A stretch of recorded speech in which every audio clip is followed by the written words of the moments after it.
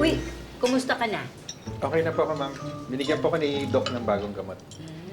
Eh, paano yung luma? Hindi na tumatalab eh. Mahina na daw. Ah, baka panis na. Ilagay mo kasi sa ref. Ito ka nga muna sa kusina. Anong gagawin ko doon? Ilagay mo yung utak mo sa rep, baka mapanis sa ikaw. Pero maganda yan, May bago ka ng gamot. Magpapadrive sana ako sa'yo mamaya. Kaya na ba? Kaya ko na po, ma'am. Oo, pwede. Teka, ikaw sa mundo kay Clarissa. Opo. Paano ka nakauwi? Si Clarissa po ang nag-drive. Ha? Opo. Pauwi? Opo. Buti kinaya mo.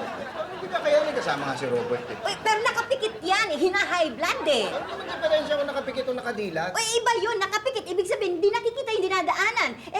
Parang nag-drive siya mag-isa. Hindi nga mag-isa, may kasama nga. Pero nakapikit mo. Ay ba, na-aksidente ba? Hindi. Oo, edi walang diferensya yung nakadilat at saka nakapikit. Nay, Tay, alam niyo na po sigurong naririnig ko kayo, no? Saka, nakikita niya po kayo. Nakadilat eh.